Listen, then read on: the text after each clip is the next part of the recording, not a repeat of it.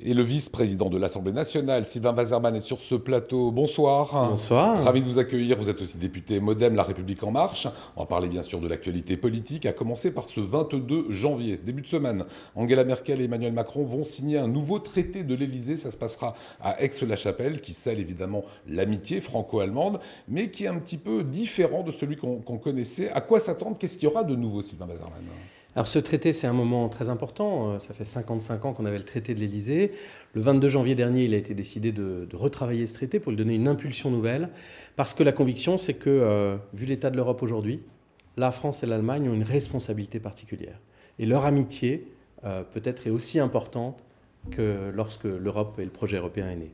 Ce qu'il y aura de nouveau très concrètement, alors deux axes sur lesquels j'ai particulièrement travaillé, le transfrontalier, on aura l'occasion d'y revenir avec des choses très concrètes pour les régions transfrontalières qui concernent évidemment l'Alsace, ainsi que l'espace économique harmonisé entre les deux pays et plus de coopération et de coordination entre nos deux pays pour peser plus au niveau européen. Sur justement le rapport transfrontalier que vous aviez rendu, c'était une de vos missions, ça se passait en mai-juin de cette année. Des propositions que vous avez faites ont été conservées, ont été gardées? Oui, alors sur les 6 propositions, il y en a 4 qui sont dans le traité, donc j'en suis très heureux parce que quand un parlementaire fait un rapport, il se demande toujours si ça va caler les bureaux, si ça va être lu. Donc non, j'en suis très heureux parce qu'il y a des points importants. Par exemple, la possibilité, vous savez, il y a beaucoup d'irritants. C'est-à-dire la différence entre les deux droits crée des situations un peu irritantes pour les habitants frontaliers d'un côté ou de l'autre. Les exemples sont multiples. Ça va du fleuriste à Kehl, quand il livre son bouquet de fleurs de l'autre côté du pont, il est obligé de rentrer dans le système d'information des travailleurs détachés, comme une entreprise bulgare qui irait travailler à Brest. Enfin, alors qu'il y a 3 km, quoi. Alors qu'il y a 3 km. Pareil sur l'accès aux soins, qui est une vraie problématique pour les citoyens quand vous allez vous faire soigner de l'autre côté du Rhin. Donc tous ces sujets-là trouvent des réponses, en tout cas on construit des réponses, notamment sur les thématiques de la possibilité de déroger au droit national pour mettre en équivalence et harmoniser les deux droits français et allemands, en l'occurrence dans les zones frontalières. Voilà, ça c'est une vraie nouveauté. C'est une vraie nouveauté. Alors c'est un exemple, il y en a beaucoup. Peut-être une autre importante, l'harmonisation de l'environnement réglementaire des entreprises pour nos PME, pour qu'une entreprise française ou allemande ait moins de barrières, j'ai envie de dire, lorsqu'elle décide d'investir. C'est ce que les entreprises françaises dénoncent très régulièrement, de dire les normes ne sont pas les mêmes. Absolument. Et l'idée sous-jacente, c'est quoi? C'est d'essayer de créer alors le traité dit même un espace économique harmonisé, franco-allemand harmonisé, pour harmoniser les législations qui impactent la vie quotidienne de nos PME. On entend beaucoup parler de cette assemblée franco-allemande qui va se créer, qui sera composée d'une 50aine de députés français, 50 députés allemands. Quelle est la finalité finalement de cette assemblée? C'est unique d'avoir deux pays qui créent une assemblée. Effectivement, c'est une aventure nouvelle. Il y a 18 députés qui ont été nommés, 9 Français, dont je fais partie, 9 Allemands, qui ont travaillé pendant un an pour proposer en fait que cette assemblée parlementaire franco-allemande soit l'outil concret pour faire converger nos deux droits. Par exemple, les directives européennes. Vous savez qu'aujourd'hui, c'est quasiment par accident quand la France et l'Allemagne transposent de la même façon une directive. C'est pour ça que les vignettes sur la qualité de l'air vont être différentes. Enfin, les exemples se multiplient à l'infini. L'idée, c'est que par défaut... Ce qui ne fait pas très européen, tout cela.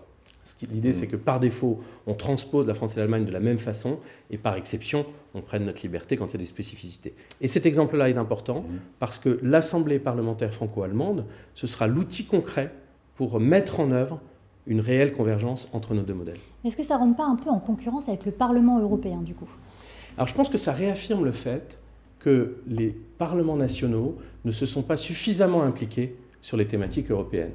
Et on a souvent eu deux univers. Et d'ailleurs, les liens entre les députés français au Parlement européen et les députés français au Parlement national ne sont pas assez forts. On doit jouer pleinement notre rôle sur l'échelon européen. Et aujourd'hui, encore une fois, cette amitié franco-allemande, elle a une responsabilité particulière.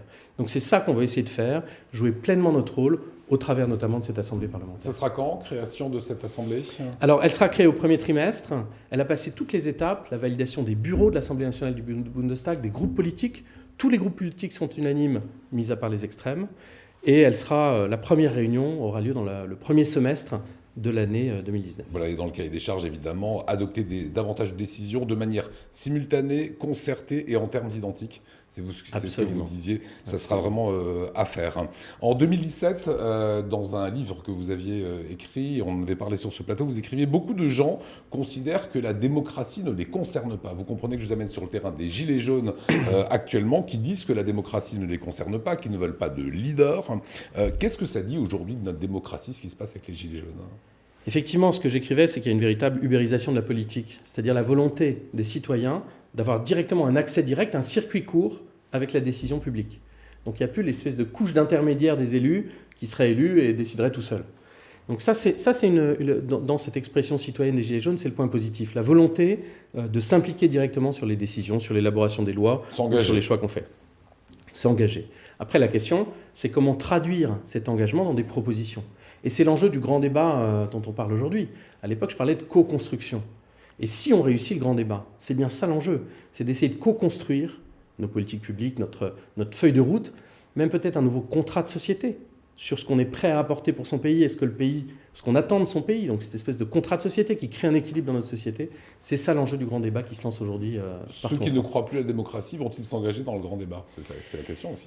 Mais écoutez, je parlais à l'époque précisément de la paresse démocratique, c'est-à-dire le sentiment de dire tout ça, ça tourne tout seul, il n'y a pas besoin. Aujourd'hui, chaque citoyen doit s'engager dans sa démocratie. Il faut investir de son temps, il faut investir de son énergie. Je prenais toujours l'exemple, vous savez, ici en Alsace, le référendum, c'était bien cet exemple-là. J'entendais des gens qui me disaient on n'est pas renseignés, on n'est pas informés. Mais en fait, si vous voulez choisir votre forfait de mobile téléphone, vous allez passer votre soirée sur Internet pour savoir lequel vous prendrez.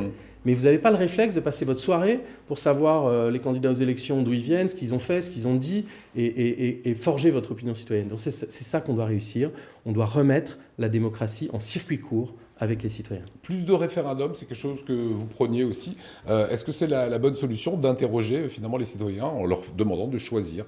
Je pense que sur les grands choix de société, oui, c'est prévu, peu utilisé, donc je pense que c'est un outil important. C'est un outil qui doit être utilisé à bon escient. Il serait absurde de demander est-ce que vous voulez plus d'impôts ou moins d'impôts par référendum. Donc il faut structurer cette logique d'interrogation. Pour moi, dans l'échelon, le référendum, c'est un peu le deuxième niveau. Vous pouvez informer les gens, vous pouvez les consulter formellement par un référendum, mais c'est des questions fermées. Vous pouvez aussi essayer d'avoir une démocratie participative, où vous pouvez vraiment essayer de co-construire les politiques publiques. Et c'est ça l'enjeu. Donc le référendum, c'est une étape, ce n'est pas l'étape ultime. La co-construction, essayer d'élaborer de construire avec nos politiques, avec les citoyens nos politiques publiques, c'est à mon sens ça, le nouvel enjeu démocratique auquel nous sommes confrontés. Donc ce sera peut-être des référendums après cette grande consultation populaire. On verra. En tout cas, je crois que si on réussit cet exercice, qui est un exercice inédit, jamais un exécutif ne s'est lancé à cette échelle dans un tel exercice de co-construction. Si on réussit cet exercice, on arrive peut-être à un nouveau contrat de société qu'il faudra valider d'une façon ou d'une autre. Et un dernier mot sur le vote blanc. Emmanuel Macron en avait parlé aussi dans sa campagne, en étant plutôt pour ce vote blanc. Vous l'évoquez également dans votre livre, vous allez même plus loin en disant Absolument. Voilà, on doit comptabiliser, je vais vous laisser le dire, il faut comptabiliser ce vote blanc. Tout à fait, la comptabilisation, depuis que je vote, je pense que c'est indispensable parce que c'est un moyen d'expression. Et en fait, je pense que si le vote blanc arrive majoritaire en premier, on devrait annuler l'élection et la réorganiser 3 mois plus tard, parce que c'est un message démocratique qui doit être entendu. Aucun des hommes politiques ou femmes politiques qui se sont présentés au suffrage n'ont su convaincre plus que le vote blanc. Donc ça veut dire que ça priverait la personne de pouvoir se présenter, ou elle pourrait se représenter 3 mois Alors après. ça, les théories peuvent s'affronter, mais l'idée, ce serait de dire, si la politique, les hommes politiques ou femmes politiques n'arrivent pas à convaincre et que c'est le vote blanc qui arrive en tête, il faut en prendre acte et probablement annuler cette élection, la réorganiser, en laissant ou pas ceux qui étaient candidats la première fois se représenter, ça c'est autre chose, parce que c'est un droit constitutionnel de se présenter à une élection, donc le sujet est un peu compliqué. Mais en tout cas, de prendre acte du fait que le citoyen qui refuse ou qui veut s'exprimer n'a pas besoin d'aller sur les ronds-points, il peut le faire par un vote blanc qui aurait une force dans sa proposition de valeur démocratique. Qui voudrait dire quelque chose et qui serait comptabilisé. Signifierait quelque chose démocratiquement.